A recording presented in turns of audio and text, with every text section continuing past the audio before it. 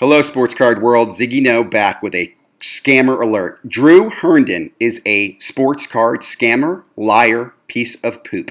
Let me explain to you real quickly. I met Drew over a year ago in the sports card world. He, I think, runs Let Me Get That Potograph. He's also does a couple other shows. I think he's co-host of Hobby Hotline, which I worked with him on for several months.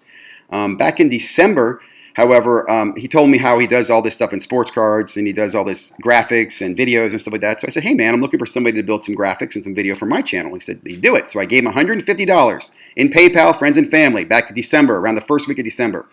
Month of December went. During that time, I asked him several times, I said to him, I was trying to get that stuff up by January 1 for the launch of my new site. Now, he never got me the stuff, and I mean, I never saw anything. I never saw a draft, mock-ups, nothing from him, nothing at all. He says he was working on it, never did anything. I never saw anything.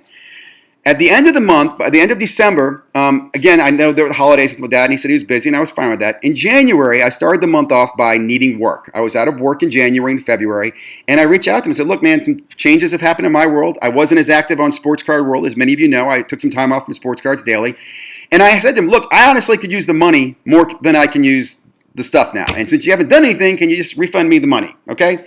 Never heard back from him. Now, he sent me a text message that he talked to me because I chose to go with someone else. That's not true. We never spoke on the phone about that. I did go with someone else because I complained about I still didn't have a graphic, and a friend of mine said, dude, I'll make a graphic for you, and he made a graphic for me for free. The graphic I used was for free. From a friend named Matt Morrison, who's a great guy, runs Knuckle Breakers, great person, reputable, good reputation. You can trust him. Drew, however, I don't know what the fuck he's doing. January, February go by, and nothing from it at all. Again, I text him, he wouldn't respond. I'd leave him voicemails, hey man, what's going on? And I want to say this, guys. Reputation and friendship is very important to me. I treat people the way I want to be treated. And at any time, like I said, I'm going through my own bad shit at that time. If he had called me back and said, hey Ziggy, you know, I've run into some trouble right now. I don't have that $150 for you right now. I'll get it to you later on. Any conversation at all would have been good. I'll even say this. Had he actually called me and we had spoken, he said, look, Ziggy, I put hours into work and he showed me the work he did. I'm only going to refund you half of it or whatever, or 75% or whatever. I probably would have accepted that because he would have talked to me and showed me that he did something. But we never fucking had that conversation. He never showed me anything. And I'll ask you, Drew, if you have any proof of any work, don't go do it now. Show proof that you have an email that you sent to me with that information timestamp, because you never sent me any emails between now and December, okay?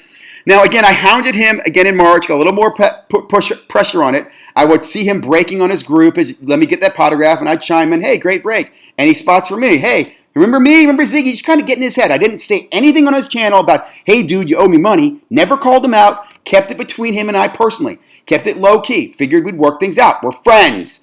Right? So the other day, I'm sorry, it was probably a few weeks ago, maybe a week or two ago, he sends me $100, and he sent it to me goods and services. That means I only got about $97 of it, which I was a little curious about. Why'd you only send me $100, and why'd you send it to me goods and services? Now, again, I thought to myself, maybe he can't send PayPal, friends and family. You know, some people's accounts get cut off. That's fine. But where's the other $50, dude? What the hell's happened there? So I sent him text messages, asked about it, nothing, no word, nothing. So I continued to press him. The other day I sent him a text message. And I also will say, during this period of time, I left him several voicemails. Hey, man, what's going on? And I said, look, I really need you to come back with this $50. You know, I need to know what's going on. Where's the $50? He sends me a message the other day saying how he's not sending the $50 because of all the work he did. And he was upset that I changed, you know, people on him. And it was his job. And he started the work and blah, blah, blah. Again, bullshit, Drew. You're a fucking liar. Okay? So tonight, after texting with him and saying, look, dude, this is bullshit. You never sent me anything. You never did any work. You're a complete liar. I posted him on scammers on YouTube, on Facebook. And I said, Drew Herndon's a scammer, and I'll post more information on there. And again, I have all the emails and the proof they never sent me anything. Then he responds back in text messages. Well, why do I have to send you the money? Why are you being such an asshole? You're being a jerk. This is ridiculous. Oh, well, if you want me to send you the $50, what's your email address? He asked now what my email address? Come on, Drew. You just sent me $100 the other day. PayPal keeps a track of who you sent money to. Send me my $50, dude. Even better, I sent you money back in December. If your poor ass excuse right now is you can't find my email address, that's fine. Because I'm going to continue to hound you as a scammer you are. Dude, you're a scammer. If anybody out here is working with Drew Herndon, beware. If this guy's willing to screw me out of $50, think of what he'll do to bend you over. Right? Don't trust him. He's not to be trusted. He should not be part of this hobby.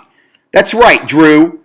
He's a coward too, by the way. As we were texting back and forth, I picked up the phone to call him. Said, look, Why can't we talk about this? And he didn't talk. He didn't answer. Because again, real men pick up the goddamn phone and they talk to each other.